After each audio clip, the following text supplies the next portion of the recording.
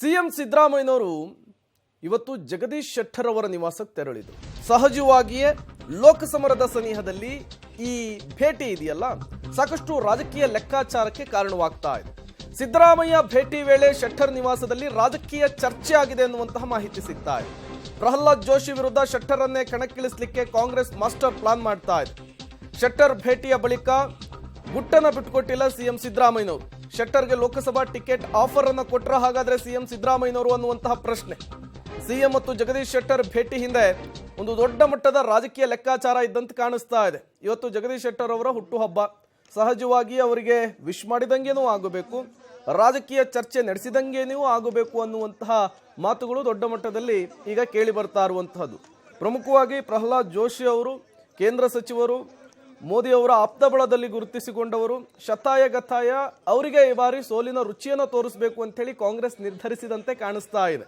ಹಾಗಾಗಿಯೇ ಅವರನ್ನ ಸೋಲಿಸಲಿಕ್ಕೆ ಅವರ ಆಪ್ತರೂ ಆಗಿರುವಂತಹ, ಈ ಹಿಂದೆ ಬಿಜೆಪಿಯಲ್ಲಿ ಅವರ ಜೊತೆಗೆ ಪಳಗಿರುವಂತಹ ಜಗದೀಶ್ ಶೆಟ್ಟರ್ ಅವರನ್ನ ಮತ್ತೊಮ್ಮೆ ಅಖಾಡಕ್ಕೆ ತರುವಂತಹ ಲೆಕ್ಕಾಚಾರ ಕಾಂಗ್ರೆಸ್ ವಲಯದಲ್ಲಿ ದೊಡ್ಡ ಮಟ್ಟದಲ್ಲಿ ಸದ್ದನ್ನ ಮಾಡ್ತಾ ಇದೆ. At the same time Lingayat ಸಮುದಾಯದ ನಾಯಕರು ಕೂಡ ಹೌದು ಜಗದೀಶ್ ಶೆಟ್ಟರ್ ಅವರು.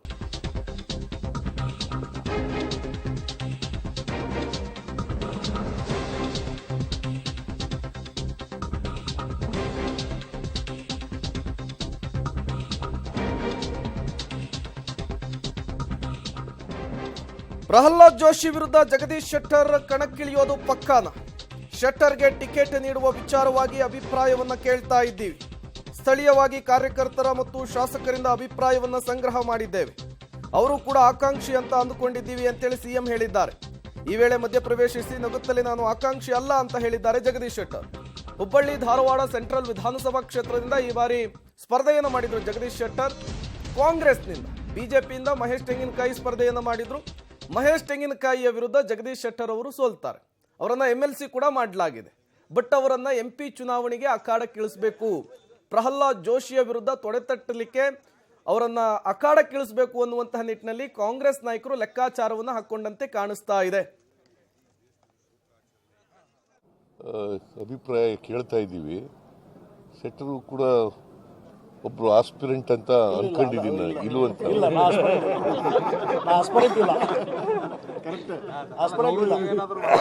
ಈಗ ಆಸ್ಪಿರೆಂಟ್ ಇಲ್ಲ ಅಂತ ಹೇಳ್ತಾ ಇದ್ದಾರೆ ಅವರು. ನೀವೇ ಕ್ರಿಯೇಟ್ ಮಾಡಿದ್ರಿ. ನೀವು ಈಗ ಕೇಳಪ್ಪ, ಇಲ್ಲಿ ನಮ್ಮ MLAಗಳು ಕ್ಯಾಂಡಿಡೇಟ್ ಆಗಿದ್ದವರು ಮತ್ತು ನಮ್ಮ ವರ್ಕರ್ಸು ಯಾರನ್ನ ಹೇಳ್ತಾರೆ ಅವ್ರಿಗೆ ಟಿಕೆಟ್ ಕೊಡ್ತಾರೆ.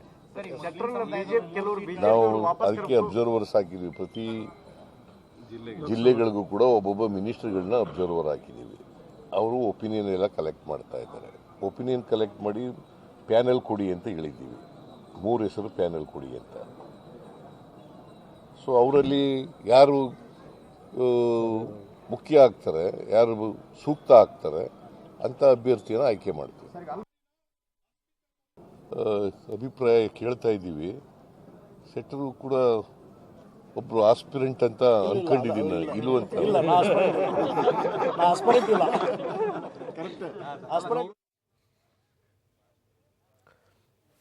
ಮತ್ತಷ್ಟು ಡೀಟೇಲ್ಸ್ ಅನ್ನು ಕೊಡ್ತಾರೆ ನಮ್ಮ ಪ್ರತಿನಿಧಿ ಸುನೀಲ್. ನೇರ ಸಂಪರ್ಕದಲ್ಲಿ ಜಾಯ್ನ್ ಆಗಿದ್ದಾರೆ.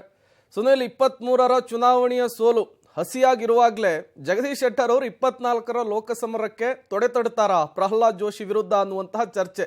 ಇವತ್ತು ಸಿಎಂ ಸಿದ್ದರಾಮಯ್ಯನವರು ಭೇಟಿ ಕೊಟ್ಟಾಗ ಈ ಚರ್ಚೆಗೆ ಮತ್ತಷ್ಟು ಇಂಬು ಪುಷ್ಟಿ ಬಂದಿದೆ. ಏನೆಲ್ಲ ಬೆಳವಣಿಗೆಗಳಾಗ್ತಾ ಇದೆ ಅಂತ? ಪ್ರೇಮ, ನಿಜಕ್ಕೂ ಕೂಡ ಸಿದ್ದರಾಮಯ್ಯ ಅವರ ಈ ಒಂದು ಭೇಟಿಯನ್ನು 3 ಭಾಗವಾಗಿ ನಾವು ವಿಂಗಡಣೆ ಮಾಡ್ಬೋದು. ಒಂದು, ನೆಪ ಮಾತ್ರಕ್ಕೆ ವಿಶ್ ಮಾಡಲು ಬಂದಿರುವಂಥದ್ದು. ಎರಡನೆಯದು, ಲಿಂಗಾಯತ ನಾಯಕರ ಪ್ರಬಲ ಆಕಾಂಕ್ಷಿ ಮತ್ತು ಪ್ರಬಲವಾಗಿರುವಂತಹ ಜಗದೀಶ್ ಶೆಟ್ಟರ್ ಭೇಟಿ. ಅದರ ಜೊತೆಗೆ ಲೋಕಸಭೆಯ ಮುಂದಿನ ನಡೆಗಳು.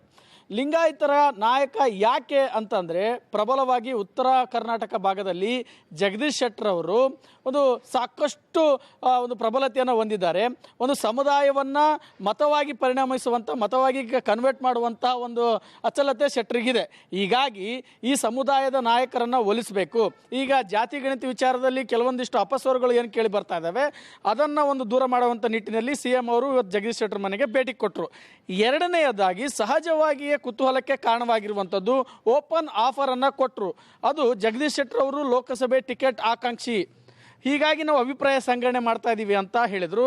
ಇದಕ್ಕೆ ನಗುತ್ತಲೇ ಶೆಟ್ಟರ್ ಅವರು ರಿಜೆಕ್ಟ್ ಮಾಡಿದರೂ ಕೂಡ ಇದರ ಆಳವಾಗಿ ನಾವು ನೋಡೋದಾದರೆ ಸಹಜವಾಗಿ ಜೋಶಿ ಅವರ ವಿರುದ್ಧ ಒಂದು ಫೈಟ್ ಕೊಡುವಂಥ ಕ್ಯಾಂಡಿಡೇಟ್ ಕಾಂಗ್ರೆಸ್ನಲ್ಲಿ ಇದುವರೆಗೂ ಇಲ್ಲ.